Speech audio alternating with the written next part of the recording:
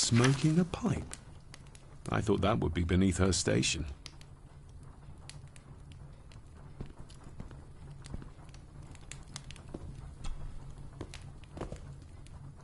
Lady Margaret.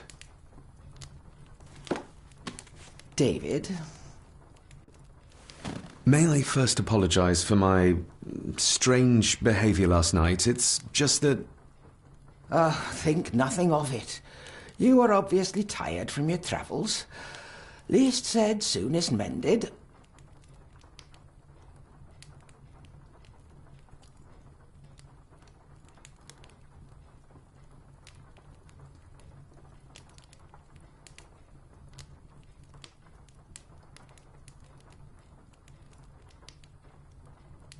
I don't want to give her another reason to think me mad. This may seem like an unusual question. I'd be surprised if it wasn't, dear boy. Have I ever been here before? Is it possible I visited as a child and can no longer remember? Oh, no. You are a stranger to these walls. And I have a feeling you prefer it stayed that way. What kind of man was my grandfather? Oh, he was magnificent. He was handsome, so handsome, and caring. Caring enough to knock a defenseless child down the stairs. All was so very different when he was around. The maid. She seemed to be acting strangely, like she was frightened of me. Yes, well, she's a simple sort, that one. She has probably heard of the curse of the Gordons the locals like to whisper about. Curse? What curse? Just a peasant superstition. I would guess she was worried you'd show the same displays of unpredictable violence as your father did. I never knew my father to be the violent type. Oh, there are many things you do not know about your father. This is his doing. What? But how? I'd rather not discuss it, David. And that maid should really keep her mouth shut and locate the earring she lost. She's like a magpie with shiny, expensive things.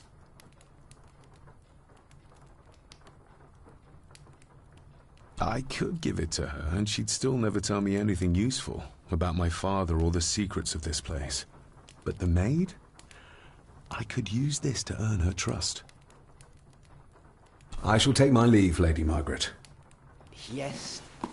Oh, and David, the master of the house needs to respect the privacy of those under his roof. Even your father understood that. Sometimes a cabinet is locked for a reason.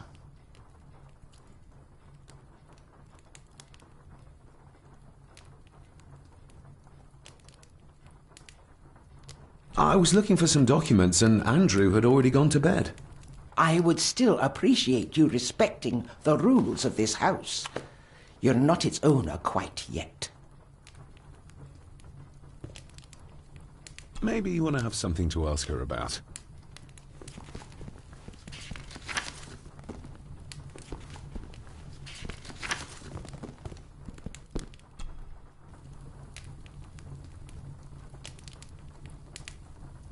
Contrary to everything I've learned so far about Grandfather Edward, Lady Margaret still worships him.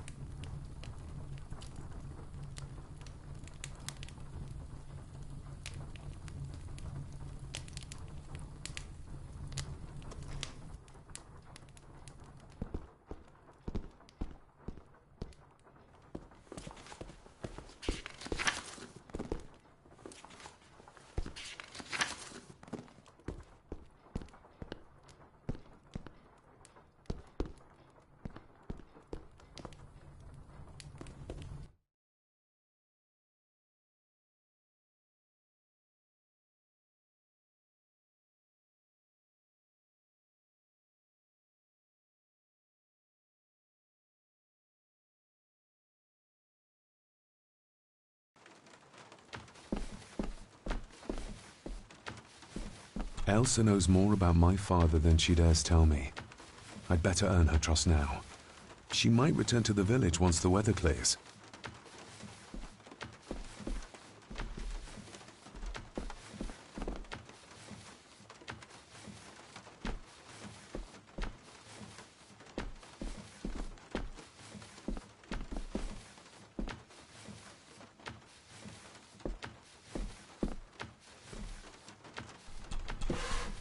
Yes, Master David?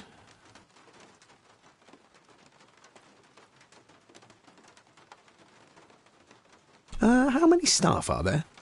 Nowadays, only myself, the maid, and Rory the gardener. I suppose you could include the lawyer, too, if that is work. Not many for such a big house. If you felt like hiring more staff, I would not complain, sir. But of course, not everyone is suited to work in this house. You've worked for the family all your life? Yes, Master David. Save my time serving in Swaziland. You served in South Africa? Oh, indeed, sir. During the Boer War. But Sir Edward intervened and I was able to return unharmed from that most futile conflict. May I ask, the maid, she seems nervous, almost afraid of me. She's afraid of everything.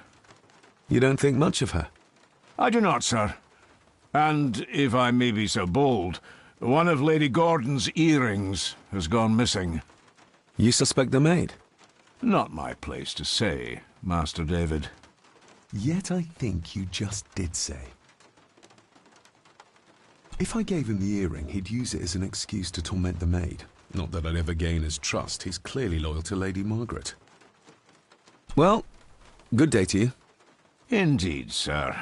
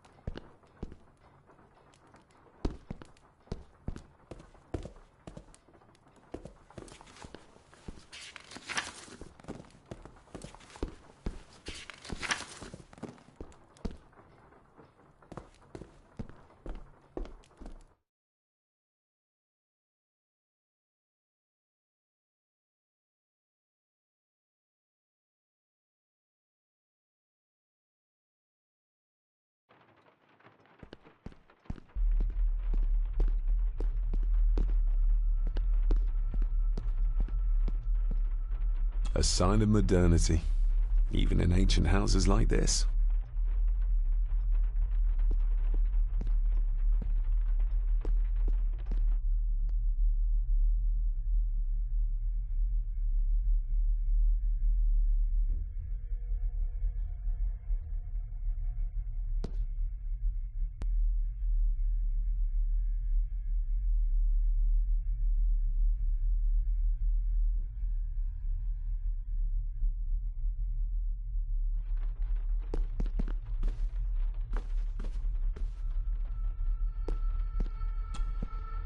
This'll make it easier to carry. The boy. It must be. But I need to be sure. Perhaps the names are on the back.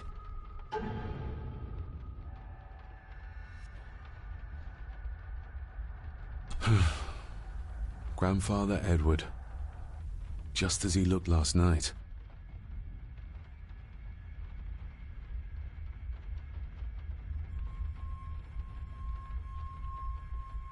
Lady Margaret. She looks happy. I can't imagine her smiling like that these days.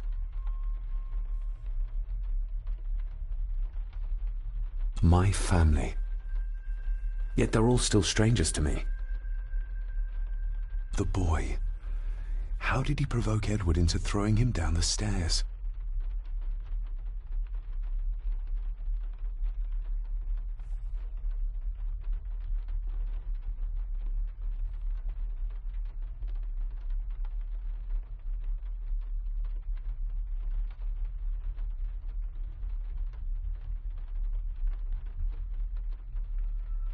What's this? Looks like it's drawn in blood?